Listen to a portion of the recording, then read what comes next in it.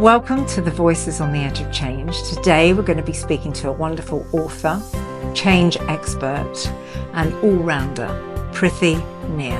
If you haven't heard about her, you will by the end of this podcast. And I can't wait. She's got such an exciting story to tell. Her new book is due out this month. It's called Unraveling and it's a novel. So why don't we jump straight in and find out Preethi's story.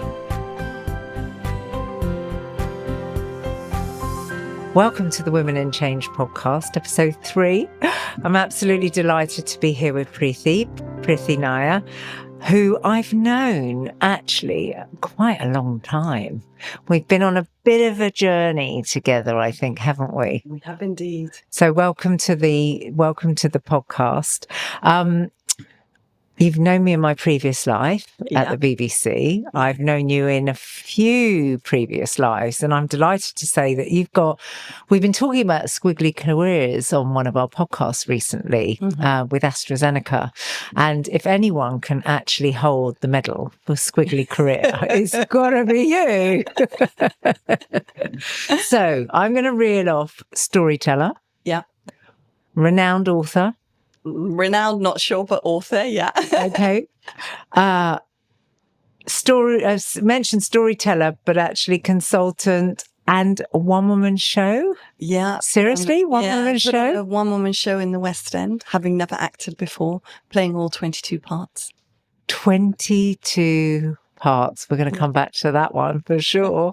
And now you're here because I wanted you here, particularly because you've been such a massive support of Women in Change, for which we are so incredibly grateful. But more importantly, because we are supporting you now to launch your new book, Unraveling, which is a novel. Yes. A novel. So why don't we start with a little bit about your journey? How do you go from growing up to consultancy, storyteller, author, and end up on stage playing 22 parts? Probably not all in that order, I should imagine. So what I think I'll do is I'll tell the story in 3 parts, and then you just feel free to interrupt me. That sounds good to me. So I grew up in an immigrant family, and it was a difficult environment because it was the 1970s, and my parents just wanted a sense of safety and security for us. And what my father wanted me to be a lawyer. So as a daughter from an immigrant, it's either doctor, lawyer, accountant, or engineer. So ever since I can remember, he used to read passages from the Encyclopedia Britannica to me growing up, because he and my mother had saved up their whole life savings to buy these books. And he would read passages of the rule of law to me. And I have to say, I was 7 years old at the time. Well, I must just say, I still remember, God, I'm going to show my age here. I actually remember the man knocking on the door selling them. Yeah. Actually, somebody used to knock on the door and come and ask if you wanted to buy an Encyclopedia Britannica. And I remember my stepfather, seriously, building a bookcase in the hallway so that you had to walk past them when you came into the house, all beautifully leather bound, actually. Yeah. Right? Yeah. And the clincher, I think, was for the encyclopedia salesman was that he lifted up this whole book with one page and he said to my father, "This is lifetime learning." Yes. And my father parted with his entire life savings on those books. Yes. So anyway, he started reading passages from a very young age to us. And I didn't really have a choice. I was meant to be a lawyer. But I always knew that I wanted to be a writer. Right. Or something very creative, because I was always very imaginative. I loved the world of the imagination, but I wanted to make them proud of me. So I studied really hard, went to different universities, and ended up working for a management consultancy in the city. Right. Wow. Okay. So yeah, God, we're going to get from management consultancy in the city to on stage. Tell us a bit more. Well, I just always used to think that there was a very creative way of doing a strategy and change, like things like storytelling, a creative visualization. But we're talking like 25 years ago now. And these are buzzwords now, but 25 years ago, it was like, stick to the data, stick to the facts, stick to the figures. And so in order to, I wouldn't say get rid of my creativity, but to have an outlet for it, I started to write I just began writing, why do some people follow their dreams and why do other people not? And eventually, after a period of 2 years, I ended up with a novel. Well, I didn't know it was my first novel at the time, but it was a manuscript. Right. And it coincided with, like, I wanted to say to my boss, I'm giving up work to follow my dream, but it coincided that I was being made redundant. And as soon as I found out that I was being made redundant, I almost didn't want to follow my dream. I don't know if you get it. I wanted the security. No, I do. Job, You're talking to somebody who's just taken redundancy after a 25-year career, effectively as a civil servant. So, no, that whole sense of, and actually, dare I say it, I've still got my redundancy in the bank and I am using it as a salary. Yeah. And I say that to you because it's going to run out in December. Yeah. So I'm sort of like, no. So it's that feeling of like, oh my God, what do I do? And I couldn't bring myself to tell my parents. So I put on a suit and pretended to go to work. No. And so don't judge me for the next part, but that suit routine lasted 8 months. So I'd put on a suit and just pretend to go to work and I'd end up in the library. And because I was just desperate to be an author, but I didn't know how. And they had no idea that you literally put on your suit every morning. Nobody ever saw you in the librry. No, because it was a combination. It was a combination of, I want to follow my dream. Then it was the combination of shame. And then am I good enough to follow my dream? Am I there were so many things going on. But ultimately what I did, after there's only so many books you can read in the library, but what I did was, I did what we did for most of our clients. So what is the end goal? Where do you see yourself going? And I wrote this fantastic story. And I'm a best-selling novelist. My books are translated internationally. Films are being made. And I looked at this. So you're manifesting here. Yeah, I think that's what they call it. Manifesting. Well, I have to tell you, I'm a great believer in that because I manifested an idea the other day. Yeah. And somebody that I wanted for one of our summits. Mm-hmm. And I literally came out of that, been really like, how will I write to them? Will I do this? Will I do that? And honestly, Preethi, I stood next to them in Nero's 5 minutes later and they said yes. Yeah, I believe it. Wow. I believe it. I mean, the crazy things that happened as a result of me just dreaming, visualizing and believing, they just have been incredible. So I wrote down this list and it was just magnificent. And I looked at my situation, which was unemployed, pretending to go to work, and putting on a suit every day. And on this list, I just then simplified it. So I thought, I wrote on this strategically, I'm going to self-publish this book. I'm going to make it incredibly popular and I'm going to sell it to a big publishing company. So I took all the savings that I had and I put it into self-publishing and I ran out of money and I realized for any product, what you need is good PR. And back then I was incredibly shy and introverted. And the thought of calling up journalists saying, I'm Preethi Nair, I have a fantastic novel and it's by Preethi Nair, would have no credibility. And like I said, I was introverted. So I took out another piece of paper and I wrote down the name Prue, because that's what my brother calls me. But it was the idea to have the most amazing publicist and to do a character sketch of what she would look like. And I did this character sketch. She was fearless, feisty, didn't care about rejection, wouldn't take no for an answer. And I looked at that sheet of paper and I thought, I'm going to become her. That's my alter ego, Prue. I'm going to set up a publishing house and I'm going to become her. So I set up this publishing house, set up this PR company. And sorry, just to interrupt you. Yeah. Because I think with the world of social media today, there's a lot of acceptance of producing your own record, producing your own paper, whatever it might be, magazine. Yeah. And I know because we've produced our own magazine at Women in Change. But when we're talking about 25 years ago. So we're talking 25 years ago, pre-Amazon, pre-apps, probably. We're still using faxes. Yeah, I was going to say, we're on a fax. No, but let's take people back because actually I think this is really important because somebody is listening to you now, holding a smartphone, an iPhone in their hand, right? They're going to think, well, I know how to do that. I can publish on this, that and the other. I'm on TikTok. Trust me, I've got stepdaughters that are influencers earning money sitting at home. And I don't mean that as a detrimental thing to them. That they want to bring up their kids, and they're earning money through apps, iPhones, and everything else, right? Yeah. So, but this is 25 years ago. Yeah. So a completely different world. Yeah. I think we're probably still posting letters to we're each other. We're on landlines. So you've set up this alter ego. Yeah. You've set up a fictitious, I'm assuming, publishing type house, or have you actually formed a company? Yeah, I formed a company. You have? So Okay. It's called the Creative House. It was creative because it was in my parents' back bedroom. Don't forget, And they don't know? Pretending to go to work, but we've got office refurbishment, so I'm at home. Oh my God, the lies. Working from home. It was just, I don't know, it was just spinning out of control.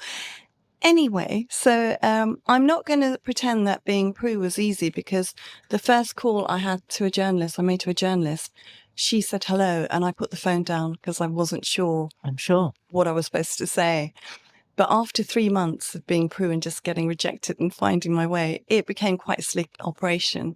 So I'd call up as Prue, call the journalist as Prue, set up the interview for myself, Preethi, change my voice, do the interview. And so it went on and on and on. And I managed to get lots and lots of publicity slots, like interviews, etc. So did you, when you were taking you back to your school days, were you in any plays? No. At school? No. So you never acted? No. I was an introvert. I was a little mouse. I never said anything. How do you take somebody who's so introvert? Alter ego. Right. It's not me. It's somebody else. Okay. I'm more integrated as a person now, but back then it was just, I have to be someone else. Yeah. So, lined up a lot of press and had to go and collect the books. And I thought, what am I going to tell my parents? Because I was still living at home. Can't suddenly arrive with a whole load of books. And I said to my dad, I've been picked up by a small publisher. And my dad said, oh, you still have your job, don't you? And I just felt I didn't know what to say. So I said, yes. And I lied. And although I lied, I was driving to collect these books. But you know, when you feel that you're on the right path and it's the right thing to do, in spite of all the lies, it felt like that. Until I got to our front door with these books. And my parents, because they were so proud of my book deal, had invited all our friends and family to celebrate this book deal that I had given myself. And then therein, it just started going downhill, and it was disaster after disaster, because the first consignment of my books came back with page 179 missing. I had lined up all the press. So when you obviously know that when you promise something to press, they're not really bothered about your logistical problems. And the books needed to go out that week. The printer had made an error. He couldn't reprint the books. He said, I can print 3,000 pages of page 179 and courier them to you. And so he did. And I literally sat Pritt sticking these pages into these books so I could get them to press. Got the books to press. And then there was, you will not remember this, probably have no bearing on your life, but actually a step before then is I was doing the press interviews, and I remember being on LBC and Julia Somerville saying to me, where can we get hold of copies of Gypsy Masala, your novel? And I had overlooked the entire distribution network. Oh my God. Pre-Amazon, right? So I just took a deep breath and I said, in all good bookshops. And I visited 200 bookshops in the space of 10 days saying, I know authors don't do this. I'm Preethi Nair. Please stock my book. So I was getting traction from bookshops. Press articles were appearing. And then there was that petrol crisis. I don't know if you remember it. Yes, but yes, you could not transport goods, nor love. And you know how PR works. Well, PR pre-internet days, you have to have product placement. You have to have the article in place. The consumer goes into the bookshop, sees the book and buys it. My press was out those 4 days. You could not get a copy of the book for love nor money because they were stuck in the warehouse. Oh my God. So that dream swiftly came to an end. And I was about to put... So you've made a huge loss at this point. Massive loss. Put together my CV creatively to explain what I'd been doing for the last 2 years. So let me stop you there, Preethi, because I'm just trying to work. I'm so enthralled by this story. As you can probably see, I'm on the edge of my seat. And if you can't see me, just trust me, I'm on the edge of my seat. So your parents still think you're working. They've thrown a party to all the friends and family, and coming from an immigrant family myself, I can understand what that feels like. Then they think you're going to work. They think you've landed a book deal. Do they know that you're self-funding this book deal? So they don't know you're self-funding. Yeah. You've got a nightmare with the distribution. Yeah. And it's gone to press, and you've paid for this out of what? Because My savings. Your savings now. Yeah. And where have these savings come from? They were from working originally, yeah. right? But because you're living at home, I suppose it's not been as difficult, Yeah. right? Okay. So I'm on the edge of my seat now. So it's all unraveling. Yeah. Hence the new title of the book. But we'll come to that. Totally. And then I was about to put together my CV creatively, and I came across this card, and it was this woman that I'd met at the London Book Fair, and it was Tricia Stewart, who was amazing. She set up the calendar for Calendar Girls to raise funds for leukemia research. And when I met her, she said to me, we're a group of 12 women, and I know you're doing this on your own. So if you ever need any help or advice, you make sure you call me. Right. So I called her, and I was in tears, and she said, I'm sorry, love, who are you? Oh. So I told her the story because it was the first time I was actually telling someone. And she said, what you need to do is to get up here to Yorkshire. And no disrespect to Yorkshire, but I said, what do I need to go to Yorkshire for? And she said, because the next decision you never make a decision from a point of weakness. You make it from a point of strength, a position of strength. So come up to Yorkshire, think about what you're going to do next. And if you decide to come up to Yorkshire, go see my agent, Diana, who's in Bedfordshire. So I thought, hang on a minute, this is a complete stranger offering me their home, offering me advice, and offering me access to their agent. So I said yes. And I drove up to see Diana. And Diana said to me, forget about the story that's gone before, the whole Prue story. Start again. If you want to be a writer, write truthfully, write honestly, write from the heart, but not because you want to get published, but because you have a story to tell. And if you decide to do that, I will read the manuscript. So I went up to Yorkshire for 6 weeks, and my second manuscript, 100 Shades of White, just poured out of me because it was my family story spanning 3 generations. I handed it back to her, and she said, you know what? I'm not promising anything. Just go back to work. And I was in the middle of putting together. So when she says, sorry, just go back to work, does she think you've got a day job also? Or does she mean go back to work? Go back to writing. Go and find yourself a job. Like, I can't promise that I'm going to be able to do anything with this. Okay, so find a job. Yeah, find a job. So I was, again, putting together my CV very creatively. And she calls me up and she says, I've taken it to various publishers and they want to meet you. So how it works is, so they decide what price. It's like going to an auction, but they decide how much they're going to bid for the book based on how marketable you are, how sellable you are. Sure. So you go into these different meetings and you meet with their whole team. So you meet with the editorial team, the PR team, every single person, marketing team. Right. And then you have a huge conference. Anyway, I walked into HarperCollins and I literally knew every single person around that table because I'd either met them as Prue, gate crashing parties, or I'd met the sales director because he was doing quality control and he saw me selling abysmally, and subsequently he said to all the bookshops, there's a crazy woman coming, just make sure you stock her book. And he was there at the meeting. So anyway. Wow. And then when you say, sorry, I'm just going again, because I'm sure there's people sitting here listening to this podcast, when you say, I knew everyone in the room, some of them knew me as Prue. So was there anyone there that sat there and went, how can you be Preethi if you're Prue? Or had they twigged? No, they knew that. They knew before I met them that whole story. So they knew the alter ego story. Yeah. Okay. But so anyway, they offered me a 3-book deal. So I signed a 3-book deal with HarperCollins. And then my publicist, Prue, subsequently was shortlisted as publicist of the year for the phenomenal job she'd done on Gypsy Masala. No way! So I get the invitation and I think, I'm not going to go because God forbid I win. I can't thank the various parts of myself who've been an absolute dream to work with. So I didn't win, but the publicist who ended up winning that year became my publicist at HarperCollins. Wow. And so I was incredible. signed and I wrote for them full time. I would say probably about 8 years. Okay, so again, I'm going to stop you again. Yes. Okay, so you've got your book deal. Yeah.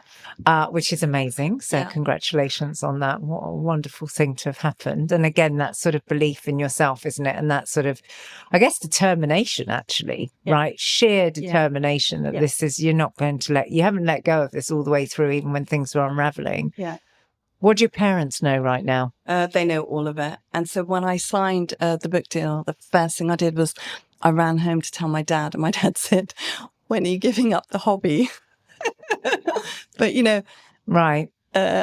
Subsequently was incredibly proud of me. But it was were they angry at first? Yeah. I was not happy at the fact that, I had lied. Yeah, I lied my way through. And, one thing that my father had totally taught me about was honesty and to be honest and have integrity and all of those things. So on the one hand, disappointed, but on the other hand, very proud. Gosh. Yeah.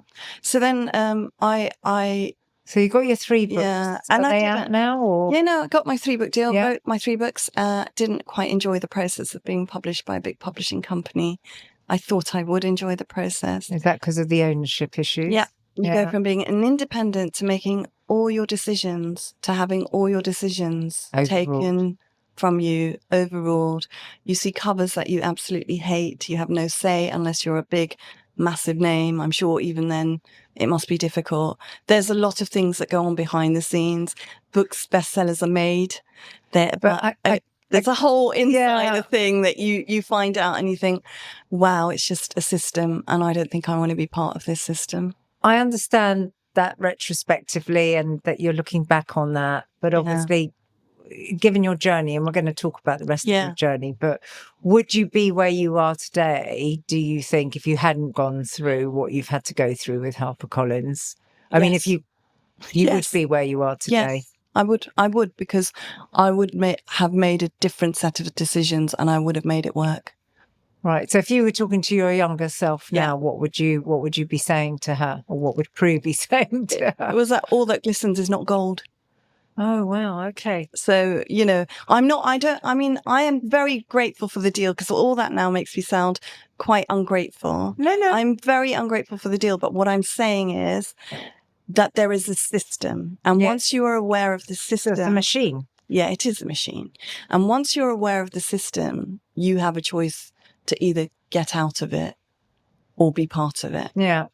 And I didn't necessarily want to be part of it. So then I moved on to the next part of the story. Wow. Okay. So let's get to the next part of the story then, because you've got 3 books out now. And I've looked at your bio, by the way, and if I read out all the books that you published, we'll be here for a very long time. So what I did then was I decided to go back into consultancy and set up my own consultancy, but a very creative way, teaching storytelling to leaders. And I pretty much did it in the same way that I set up the book, and everything else that I've ever done was just do it. So I looked through my whole contact list. I set up a 1-day storytelling workshop, invited everyone along. Someone who was at the bookseller at the time had moved to the Financial Times and came along, and she thought it was a brilliant idea to write in the Financial Times about storytelling. And she asked me who I was, and I said, well, I'm MD of the company. And she said, and what's the company called? And I had no name, nothing. And I said, oh, it's called Kiss the Frog, because I said the same thing. The first thing that came into my head, transformation, storytelling, leaders. And so Kiss the Frog was born, went home, cobbled up a website, because I thought, God, if it comes out in FT, I'm going to be busy, or people will look me up, or...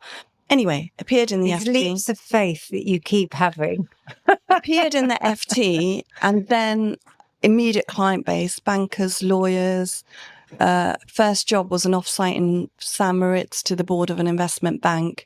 You have to appreciate this time. I've been in lovely fairyland for 8 years. I was going to say, that's hardcore. Yeah. That's hardcore. Moving from that to a big strategy meeting with the board of an investment bank, being the only woman, 8 men, Oh my And God. dare I say it, not just the only woman, because we talk a lot about diversity, and you're standing in St. Moritz in Sweden, Switzerland, sorry. Yeah. That's quite something. And again, just for our listeners, when is this? What year This we is in? now probably 2015. Okay. 10 years okay. ago. So Right? it's 10 years, still 10 years ago. Yeah, 10 years ago.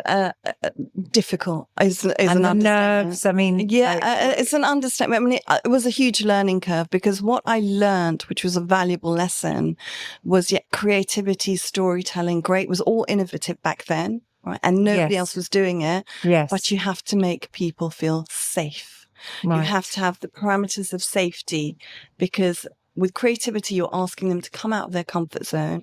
With these incredibly senior leaders, they don't necessarily want to look silly in front of their peers. Yes. And so you have to know how to handle that dynamic. And it probably took me a good 2 to 3 years to really find my feet and to know what worked, what didn't work, how to deal with incredibly senior people. And it took me 2 to 3 years to get the business off the ground, if I'm being honest. Yeah, I know. Well, I'm sure it did. I mean, I think interestingly, I just took a call about somebody who's writing an article about how do you influence at the board? How do you really get what you need at the board? And I think I've also just done some work with a wonderful man called Sean Jones, who actually takes Lego into the boardroom. And again, those are some of the challenges that he was speaking to me about. How do you become completely relaxed in something that at the age of 5 you couldn't wait to play with all the time and have? And now we see very serious grown-up Lego. I know somebody who's building a Range Rover. I think it's taken him 3 years. But play. Yeah. Play. Actually, Yeah. the things you mention about being safe, being creative, bringing play into creativity and thinking, that's incredibly brave. And to get, I suspect, what were, and I don't know them, but I would think very, very powerful men in a room to feel to let their guard down, shall we say? Yeah. Then that's got to have been a huge stress and pressure for you at the time. And it was a process of learning, like with the books, it was like, what works, what doesn't work? How do you make people feel safe and take them out of their comfort zone? How do you show them the worth of good storytelling?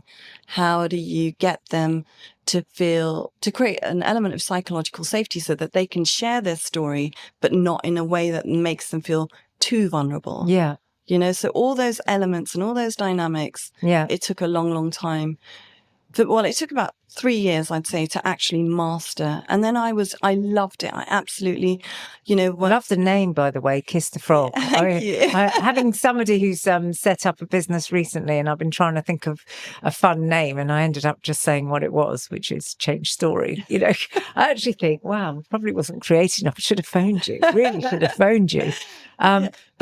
But yes, so you've gone into being a consultant now. How long were you a consultant and for? I still am. So I still do that. I still run it. But what had happened to me, like I was running the business, I'd say like 7, 8 years by that time. And for me, although it was innovative for other people, it had got stale, and it was time to move, and it was time to do something the next thing. Right. But I'd gotten stuck in a comfort zone, and I'd got stuck in that comfort zone because a few major things had happened in a space of a year. And that was, I lost my mum. Right. I got married. I had a baby, and I moved house all in the space of a year. Huge change. And I thought, huge. I will never, ever, ever come out of my comfort zone. All I want is safety. And I clung on to the safety of, the work that I did in consulting. I knew it was good work. I knew that it worked. But I also knew it was time to move on and evolve it. Right. And to make it fresh. Yep. And I thought, how am I going to do that? No, I don't want to do that. I just want to stay. And then slowly but surely, something was dying inside. My creativity was dying inside. And I got to a point, I thought, I have to do something quite radical. So is this where you suddenly take on 22 parts and go on? No. Yeah. So you've just had a baby and you're going to go and write a one-woman No, show? she was probably about 4 at the time. Oh, so all right. Well, still. And what I did was, For other people, when they have their midlife crisis, it's about bungee jumping or buying new cars or buying and for me, it was taking creative risk. And so, I wrote this one woman show. I met you at that point. Yes. I think that's when you and I first started to cross paths, because you were touting around the one woman show, and I was really interested in what you were doing. Yeah. But I do remember that was very much how we ended up in each other's lives. Yeah. And I did try to put it on, but everyone said there's no market for a 50-year-old Asian woman show. So I thought, I'll do it myself. So I booked a theatre in the West End. I rehearsed for 18 months and I played all 22 parts. And I have to say, it was one of the most... I've got goosebumps right now. Can I just tell you? No, seriously, I have to interrupt you because I don't know what our listeners are thinking at this point, whether they've let out a scream or whether they're like, how on earth do you do that? Because you haven't, again, I just want to go back to the fact that you haven't gone to acting school. You haven't ever been on the stage. I mean, I've got a fantastic friend, Sammy Spiro, who I went to school with, who's now, just appeared with Sir Anthony Hopkins in film. But she won. I remember her going on stage and winning Best Newcomer at 40. Wow. Right. And she was like, how funny to win Best Newcomer. So, Sammy, if you're listening, I'm very proud of you. But seriously, I know what that takes because I followed her journey, and hers was trying to be quite conventional. Yours isn't even conventional. You started off in learning law and in management consulting, and then here we are. You've sort of taken on different parts. You've become an author. You've signed deals with HarperCollins. You've got married. You've had a baby. You've unfortunately suffered one of the worst losses because none of us want to lose our parents. And now you are sort of thinking, right, how do I bring myself to life? So you just go and rent a stage. I mean, that's a fortune. But, I mean, that's a cost in itself. Yeah. Right? I mean, that's a huge undertaking. Yeah. So you've booked this theatre. I booked the theatre to put a stake in the ground. So I don't know anything. I just know that I booked the theatre and there's a date that I have to perform. And who's your mentors in this throughout this journey? Who are you talking to? So I found a fantastic theatre director, and she said, I'll help you through this process. Wow. And so I was working with her, but she said, first of all, you need to train in a technique called Meisner. And Meisner is being very honest and being very present in the moment. So to be able to do that, you need to learn your lines like cell memory. And so you react honestly to what's happening in the room. So if someone walks in late and you're feeling pissed off, you throw your lines at them as if you're pissed off. So it's like we're sitting here, there's an interaction going on between us, and I'm reacting to you in the moment honestly, right? Because there's this energy, there's a dynamic between us. And it's how do you learn to read that energy and that dynamic? And that is what I spent 18 months doing. As well as learning lines and rehearsing. And that learn that line, learn that energy, feel is so... We've been doing a podcast in the series with a lady from AstraZeneca, Helen McPhee, and she talked about energy. She talked about empathy, and she talked about the importance of the people that you surround yourself with. And I find that... And she's in change and transformation, right? And you talk about Kiss the Frog and your role as a consultant and all of that as somebody who myself, and we know each other through this way, right? Of me being in change for over 20 years. You have to know that energy when you walk in a room. You have to understand where people are. Yeah. And back to storytelling, you have to think about the words or the way that you're going to say those words to people. So it's interesting because I think a lot of what you say can be applied to the whole change function, that Meisner moment. I know I've been in the middle of a speech or a storytelling. I see somebody pick up their mobile, go to the loo. All of a sudden I'm like, what is it that I've lost the connection? Yeah. What is it at that moment that's made you think, I can't be bothered with her anymore? Yeah. So, and it's funny because a lot of the work that I learned still feeds into my consulting work. Yeah. So and I see it now. They're not separate. They're intertwined. And I learn from each of the professions that I do, right? And I bring creativity into the corporate world and vice versa. Strategic element into when I produce the books. So it all comes together. But yeah, it was one of the most terrifying things I've ever done in my life. And was that for one night? Did you do it? Well, it was meant to be for one night, but it went on and on because we kept getting invited back to the theatre. Wow. And we kept getting invited back to the theatre. And then we were offered a 380-seater theatre in Leicester Square. And bear in mind, I'm not an actress. It wasn't even my dream to be an actress. My dream was to overcome myself, you know, and my fears, and to be bigger and to feel alive. And I had to sit there and think, do I want to do, is this the direction I want to go in? And it wasn't. But what had happened was the producer of The Crown had come to see the show, and it subsequently got optioned for television. And then lockdown happened and all of that happened. And I thought, what I really want to do is I want to turn the show into a novel, because that's what I wanted to do from the very beginning. But because I was heartbroken by my whole novel writing experience and being published, I was putting it off. So I took the opportunity to turn it into a novel called Unraveling. And before we get to that, yeah, sorry, I love a cliffhanger. Okay. This is a podcast. We need people to continue listening. But before we get to that, can I ask you, you've clearly got an incredibly supportive husband through this journey. I'm assuming he's got a day job that he's doing. Where's your father in this at this moment in time? Supportive? Yeah, no, but really on board? I know, like, on board. I didn't actually tell him that I was doing the one-woman show until probably a couple of weeks before I went on stage, because my he's a wonderful man, and he's the biggest dreamer I know. And honestly, he literally came from nothing to build everything that he has. So if anyone told me about dreaming, it was my father. But he would not understand the notion of booking a theatre 18 months in advance and just spending your time literally rehearsing and not knowing what you're rehearsing for. Because what is the point? Yeah. And where is the money?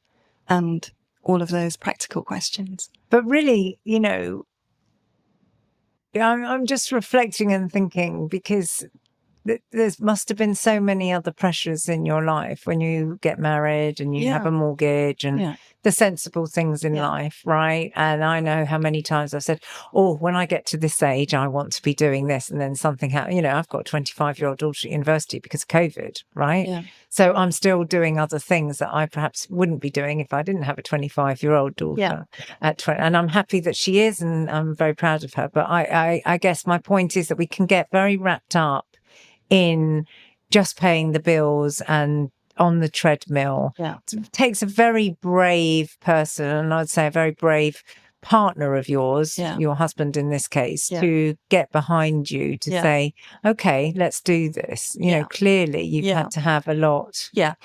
And I was still consulting at the time. Right. Okay. So I was still working at the time. So it wasn't a whole 18 months of just doing this. But even so, there's more pressure on you then, right? Because you have to make very big board members that, you know, through in St. Moritz. Were you skiing with them at least? I hope you got some skiing in. So let's pick up, right? So you turned down. So do you turn down the TV option? Because I think that's where we left people. So I signed the option for television, but what I wanted to do was I wanted to turn it into a novel. Okay. And my publisher had the option for book 4. But what I didn't realize at the time was that I didn't necessarily have to take the book deal. So they offered me a 4th book deal for Unraveling, and I turned it down. And I turned it down because I had such creative vision for it, and I knew exactly what it was and what it wanted to be. Because most people surely in that situation are just going to go guaranteed income because you're going to get paid up front, right? Yeah, but it's about the integrity of the book and having whole say about cover design, how it's laid out, what the story is without changing it. And I just had such vision. I thought, and it is beautiful, by the way. I mean, it is beautiful. I won't spoil it for the podcast because we'll make sure it's up on the links when we put this up. But it is a beautiful piece of work. I commissioned an artist. Yes, to do hats off, because it really is. So it's how I wanted it to be, and it would be a book that I would be proud of, a book that I would be proud to promote. I've had books where I've looked at it and I thought, oh my God, I can't possibly promote that. That doesn't look like one of my books. And so just to have the integrity of that was important for me. And yeah, so Unraveling is coming out on the 27th of September. So excited for you. Currently doing all the PR around it, but as myself. Well, so Prue's not sitting in the waiting room outside. No, Prue's not outside, but I'm literally, I'm doing it as myself. I'm saying, this is who I am. This is what I've done. Would you like to speak to me? Well, and I think, well, first of all, congratulations. Thank you. Secondly, I think we've entered a world where that's far more accepted than that ever was before, right? I mean, I lived in the world of media, as does I haven't really recognised the person who's helped me make all these podcasts, Leah Devine from Divine Media, who is and has been one of a fantastic colleague of mine at the BBC. But, you know, we come from a very traditional background at the Beeb, where we know how you make a program, we know how you put it on air, we know how you edit it, it's all in the editing, you know, all of that. And actually, and I remember very much, you know, all the pluggers, as they're called, and those people listening to this that are a plugger will know how hard it has been to go into somewhere day after day and probably sit in front of somebody like Leo and go, please play this piece of music, please put this book on air, please tell that person that they need to speak to this person. And plugging somebody or a record or whatever is incredibly difficult. Whereas now we just see somebody suddenly go, you know, I saw a wonderful clip actually recently of Adele, who put two wonderful Irish guys on stage that she found on whether it was Instagram or TikTok. And actually from there, they ended up on the Ellen show. And then the next thing they probably got a record deal. I don't know how far they got, but that's all just from, you know, 2 seconds of social media. So it's a very different world. It is a different world. Started out with my fax machines to today. But there's still equally a lot of learning because it's a digital world. And that's really what I want to get to, because here at Women in Change, and the reason for doing these podcasts for Women in Change is the fact that we are uniting women who are doing great impact, doing great things. We're uniting women who are doing great things around the world to create some form of impact. And what I see here is somebody who has really embraced change. You know, I'm not saying you haven't had the fear, that you haven't smelt the fear, because God, I can't even imagine some of those moments. Can I just interrupt you? Yeah, of course. That I am actually riddled with fear and self-doubt. And it's not like, but I keep going anyway, and the way I keep going is just tiny steps every day. And I think, you know, what did I do that was great today? I want to just be a little tiny thing, you know, and well done, even if it was small. And even if it was like, you know, I answered a phone call, even that small, you know, or I sent out 5 emails that I didn't want to send out. Well done, you know. So it's not like I don't want to really give the impression that I don't have self-doubt, that I just go for it. No, I have all those things and I still do it, you know? So if that's helpful to someone else, then, you know, just focus on the tiny victories, baby steps of every day, you know? And I love that, the fact that you were amongst all of that you were able to stop for a second and say, actually, I had a good day, or I'm proud of myself because I got that, or wow, I've got a one-woman show in London and I've been offered a TV deal. Yeah, but it doesn't happen in that way. It happens that way retrospectively when you look back, I appreciate that. You know, but just even learning your lines and you think, I've mastered the paragraph today, you know? And at the end of like a year, I mastered the whole 50 pages. But just even focusing on the fact I mastered a paragraph in a day is a massive win. So tell me, because the book's out now. Kiss the Frog's still going. So many lessons here. If you had to sum up, you know, a few of them for our listeners, what would you say to anybody listening to this podcast now about your journey? I would say absolute self-belief for you, because you couldn't do what you've done if you really genuinely didn't believe. And I also heard you say gut, and I think there's a whole podcast to be done on gut. And I don't just mean good gut, I mean about feeling gut. But what are yours? What would you leave our listeners with?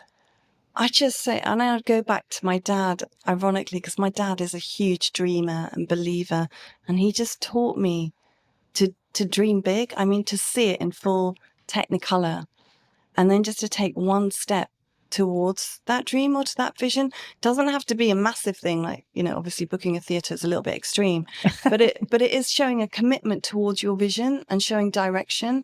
And it is just truly amazing, the things that happen, like serendipity we were talking about earlier, right? You stood next to that lady in Cafe Nero or whatever, but those things happen. Yeah. The levels of serendipity are amazing once you take a step towards whatever you want to do.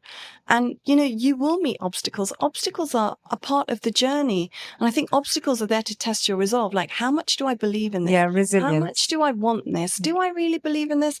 And very often, for me, it's happened that it's the perception. How do you see an obstacle? Like, you can change it. You can see it. Well, I will say to myself, and trust me, I'm overcoming quite a few obstacles right now with the launch of with the launch of Unraveling. I always say, how is this working for me? How is it working for me? For example, with the 3,000 pages missing, I was able to give those books away at the London Book Fair, where big publishers had no budget to give away books.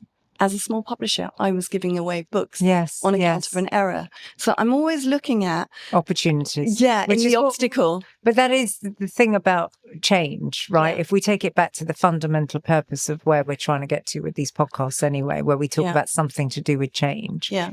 That you can see change in two ways. You can see it as a nightmare and fear. And look, there'll always be some fear around change, even if you're just your choice to change your house or whatever it is, right? But actually opportunity.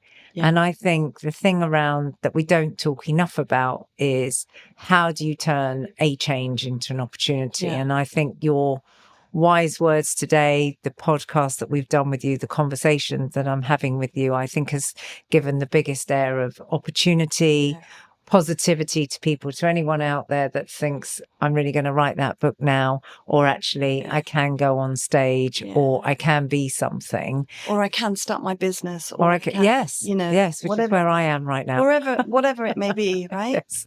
Yeah, absolutely.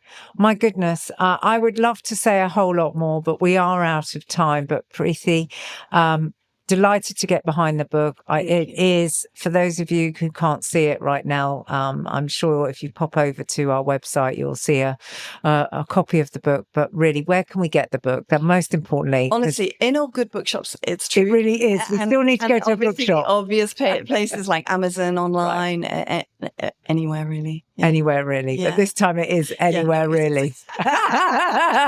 So if you want to go and get Unraveling, I can seriously tell you it's an absolutely beautiful book. And whilst I am a big Kindle reader, this is definitely one for the bookshelves. It's beautiful. In fact, I was thinking the other day, actually, Preethi, it would make a beautiful poster on a wall in a house because it's that beautiful. Thank you again. Thank you for... a few things really, Preethi. We've met at different parts of our life. Women in Change is really doing some really great things right now, uniting women change makers. You are definitely one of those. I'm absolutely delighted to say that you will be at our summit. You are opening our second day. If you're listening afterwards, you will be able to see back some of the summit. If you are listening before the summit date, which is on the 14th and 15th of November, tickets are on sale on the Women in Change website if you want to come and listen to Preethi or just enjoy this podcast. Can I thank you so much for being with us today? And good luck with the book. Thank you. And can I just thank Women in Change as well, because you've been massive supporters and it is a fantastic organisation. Thank you. Thanks so much. Goodness me, what a story. Wow. Gosh. Fear, self-doubt, risk, bravery. Where to start? I really loved what Preethi brought to this, particularly from a change perspective, because her entire story, her entire life of her story was really very much about storytelling, but it was about visualizing. It was about manifesting and having belief in your story yourself of what you want it to be. How many times do we think that we should be manifesting? Do we even know what that means? I told a story of where I'd manifested something and then ended up next to that person in a coffee shop. I actually do believe in the power of manifesting. I think it's something that we need to do far more. Preethi also talked about risk. Her whole story was totally and utterly filled with risk. She had so much self-doubt, but yet she took the risk. She found the strength. Everything that she did involved creativity and change. In fact, change and creativity were really at the forefront of her entire story. She talked about some of the tools that she used. She also talked about the Meisner technique. I've always wondered how actors could learn so many lines. Such a huge skill to use the brain cell, the memory cell. She talked about how she learnt her memory cell. She talked about reading energy. She talked about dreaming big.